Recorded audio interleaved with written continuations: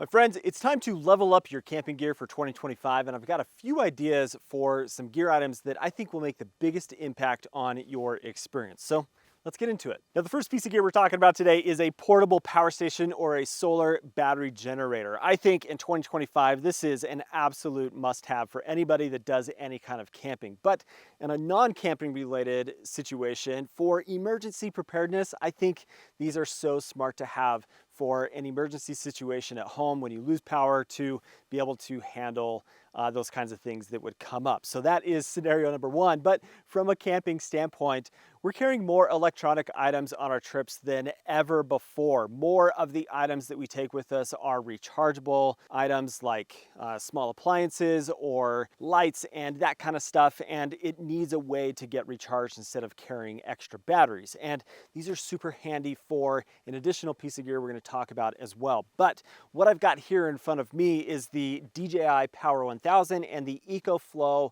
Delta 2. These are two options of power stations. DJI did provide this Power 1000 for me to compare against the EcoFlow Delta 2 here for this conversation. There are a bunch of other brands and options when it comes to a power station, but we're going to focus on the Power 1000 today and compare it against the EcoFlow Delta 2.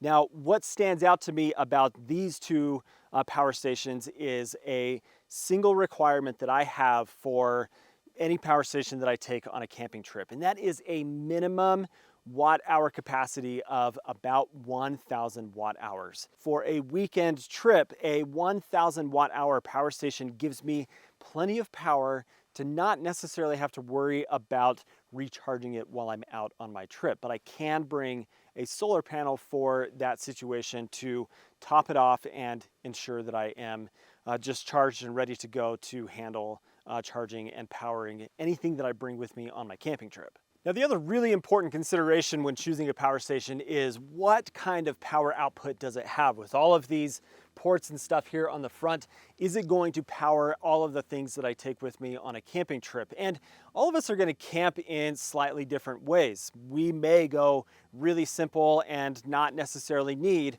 all of the output that something like this has, or you are camping in a travel trailer, but you don't have power hookups and you need to be able to power some of the things that you have in your trailer. And having an AC inverter that provides enough output to power those things is important. And I look for something that has a pretty high power output. And the Power 1000, for example, has a 2200 watt output for the AC inverter, and that's consistent for the entire life of the battery. But if I'm gonna bump it up a little bit higher, maybe I've got like a little space heater or something that uses a touch more power, then I can bump it up to 2600 watts, but that's only gonna last for 30 seconds versus something like the EcoFlow Delta 2 that's 1800 watts of output consistently for the entire life of the battery. So that 400 watt difference does make a difference, in my opinion, of what you are powering and being able to do that for the full duration of the battery life of the power station. Now, more consistently with the power station, we're going to be utilizing the DC current over the inverter and the AC current. But the nice thing about the inverter is it gives us the option to power those things that require a much higher wattage. But the DC current allows for you to power those lighter duty electronics that you take with you. For example, that'd be things like a 12-volt fridge or your batteries that you're charging and other smaller light duty electronics that don't require that huge wattage output. And when I'm looking at a power station, I want USB ports that are going to have the highest output possible from them. And while the DJI does not have a huge amount of USB ports, there are 4 total, 2 USB-A and 2 USB-C, and those USB-C ports are 140 watts each of power output, which is plenty of wattage to power anything and charge anything very quickly while I'm out on my trips versus the 6 USB ports that you have on the Delta 2 with 2 USB-C that are 100 watts each. So that is a reduction in power, but I don't think it is this massive difference. But if you are needing to power something that is in the 80 to like 120 watts, then obviously the Power 1000 is going to provide the flexibility there to charge and power those things. Now, what's unique about the Power 1000 that the Delta 2 doesn't have, even though the Delta 2 has more output ports on it. You have these 6 USB ports here on the front, and then here on the back, you have your DC, like 12 volt current, and then you have 6 AC outlets. And so that is a lot, but I don't think that that is as practical. Like, I've never needed that many outputs. Now, this being used as a like battery backup in your house, maybe that's different, but I digress. What you have on the Power 1000 are these SDC ports here on the front that just provide some more flexibility in being able to power additional things that you don't have with the other ports here on the front of the unit. What I mean by that is I've got a solar input that I can plug into it as an additional accessory, and I've also got the ability to get a little dongle to plug in for my 12 volt or even charging from the car. So I have the options and flexibility there. But if I'm also like doing a lot of drone work, then I've got these ports to be able to plug in for really fast charging of my drone batteries, which is really cool. Now, the solar input for these power stations is gonna be 400 watts max for the Power 1000 and 500 watts max for the Delta 2. Out on a camping trip, I've never needed to take more than a 200 watt panel, and that has always been sufficient for being able to top off a 1000 watt hour power station and not have to worry about it depleting so much while I'm out on my trip. Now, lastly, for these two power stations here is they both run about the same price point at about $1,000 for their retail price, but you can find them on sale very often. In fact, right now with the Black Friday sales and stuff happening, the prices available are significantly less, and so links down in the description to check those out. But they are also a lithium iron phosphate battery chemistry, so really high performance, very reliable, and gonna last for a very long time. And at that 1024 watt hour capacity, they are a solid option for your camping needs and would be a great choice to be able to power all those things out on your camping trips. Now, having a power station on my camping trips provides more flexibility of other things that I can power and use out on my camping trips, like a 12 volt fridge. This has been one of the best pieces of gear that I have changed to in the last couple of years. About 2-3 years ago, I started using 12 volt fridges, and I don't use the term game changer lightly. It's kind of cliche, but this has been a game changer. I have more or less kicked coolers to the curb because of how convenient it is to use a 12 volt fridge out on my camping trips. For the size of the fridge, I can put more food and drinks into that space than a similar sized cooler that requires a lot of ice to go inside, and then you lose all of that space. Now, the other thing that I really like about 12 volt fridges is I don't have to worry about ice. And if I'm out for several days at a time and all of that ice melts, then I'm not having to worry with a 12 volt fridge of the temperature of the cooler increasing, getting into unsafe temperatures for food, all of that kind of stuff that's just kind of annoying and inconvenient with a cooler. I get consistent temperature with a 12 volt fridge, and it doesn't require a huge amount of power as well. And you can get varying sizes of fridges as well. This is probably the smallest fridge that you can get, and it's pretty inexpensive as well. This one from Set Power is the MC15, and it's like 150 bucks. You don't have to spend $1,200 for a Dometic anymore for a fridge out on your camping trips. And that is often going to be less than a lot of the hard-sided coolers that you see out there right now. 12 volt fridges, definitely a must for 2025. Over the last year or so with my trips, whether solo or out as a family, I've really emphasized taking a sleep setup that is more bed-like than using my traditional backpacking type of kit with a sleeping bag or a quilt and a lightweight sleeping pad. I want something that feels like my bed at home and provides as much comfort as possible. So the first is this setup from Hest. This bed roll right here is all foam. It doesn't require any air to be inflated into it, and it is super, super comfortable. Then on top of it, I've got the Hest synthetic comforter that is going to be good for like summer use, but I would definitely want to put other blankets and such on top of it for being able to be as warm as I possibly can be. But the absolute best thing that I have enjoyed on my camping trips this year is this pillow right here. This is the Hest camp pillow. You guys, this is unreal in how comfortable it is. If you buy nothing else for your 2025 camping trips, get the Hest pillow. I'm not even joking. Like, it is so, so good. The cool thing about this synthetic comforter is it has a piece of shock cord around the foot of the comforter, so I can cinch that closed, tuck it underneath, and then it eliminates those drafts, but it still provides much of that like blanket bed-like type of opportunity. And that foamy like base is so unbelievably comfortable. You guys, this is fantastic. It's a really good sleep. I think it's worth checking out, and if you got the space in your car for something that takes up a bit more space than you would have with a traditional sleep system, I think it's worth checking out. But let's look at this guy here, which is the Badger bed from Born Outdoor. So this is the Badger bed from Born Outdoor, and this is a bedroll type of product. And what I like about this is the versatility and the flexibility that you have with it, but it's also like an all-in-one contained type of product that has all of these pieces that get put together to create the full bed and the bedroll experience.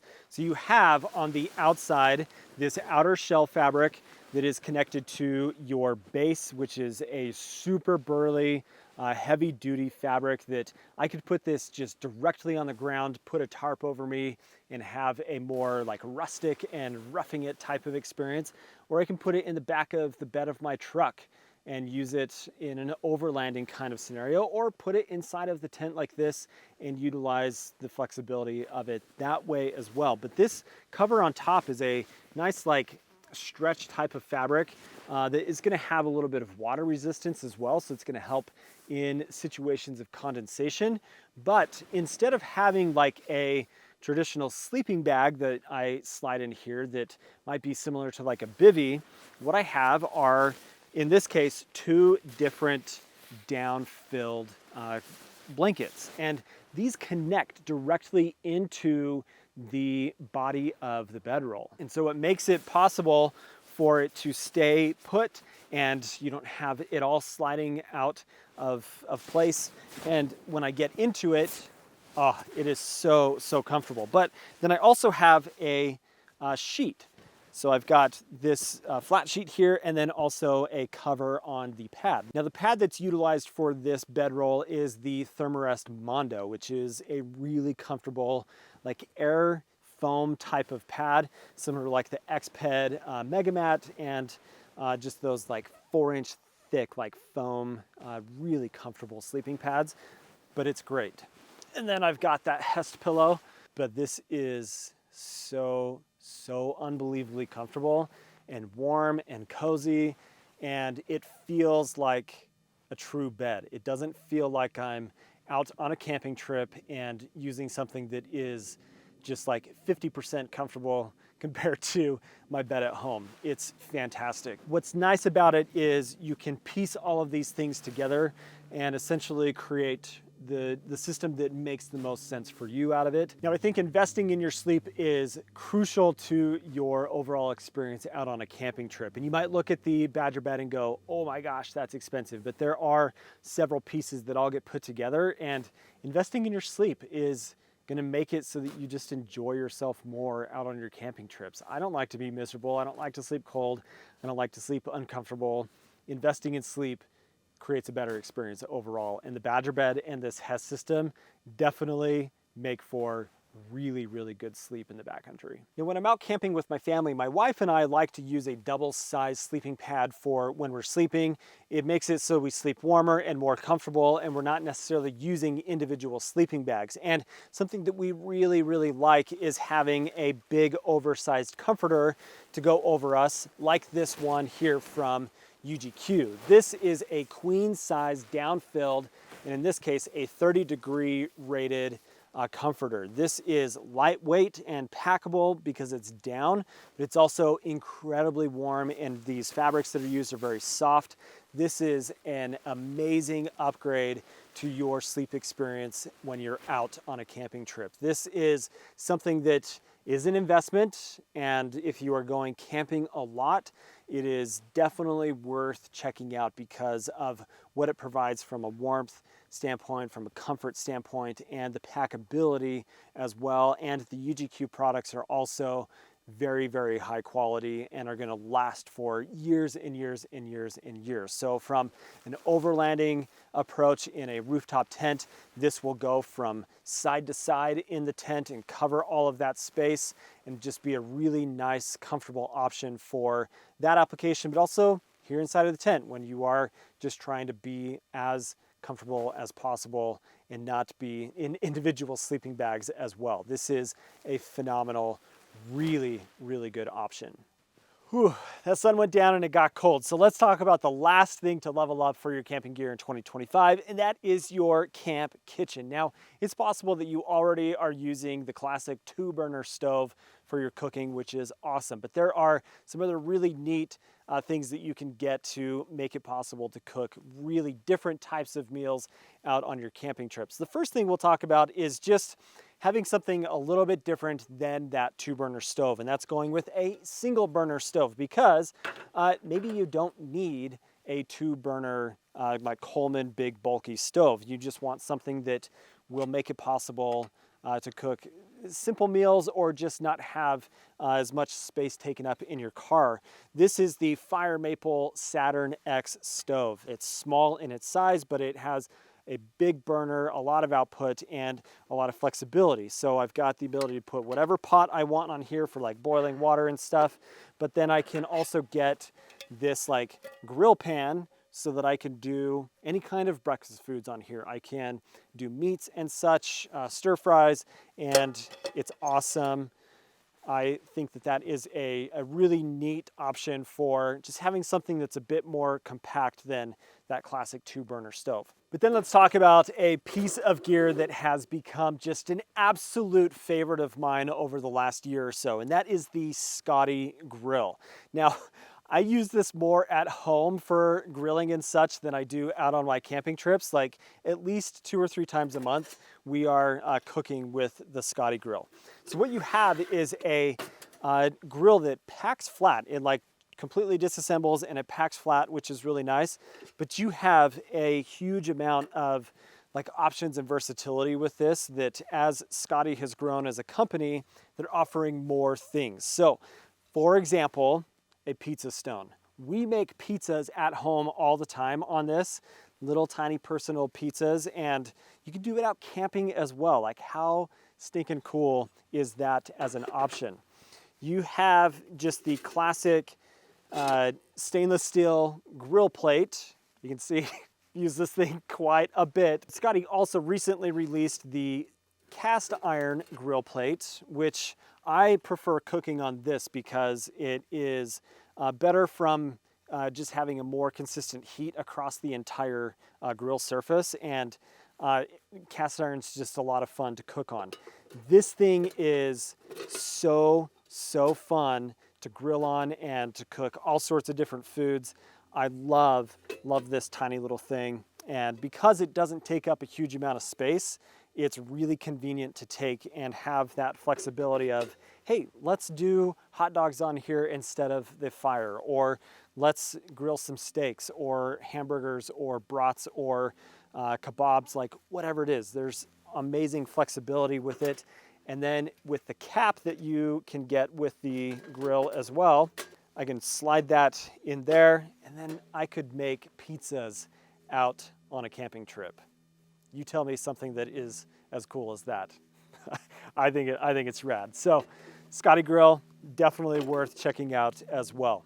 All right, there you go. A few pieces of gear and ideas to level up your experience and your comfort and overall enjoyment for your camping trips in 2025. Let me know what you guys think down in the comments. I appreciate you watching today. If you're not subscribed to the channel, you know what to do. Hope you have an awesome day. We'll catch you in the next one. See you later.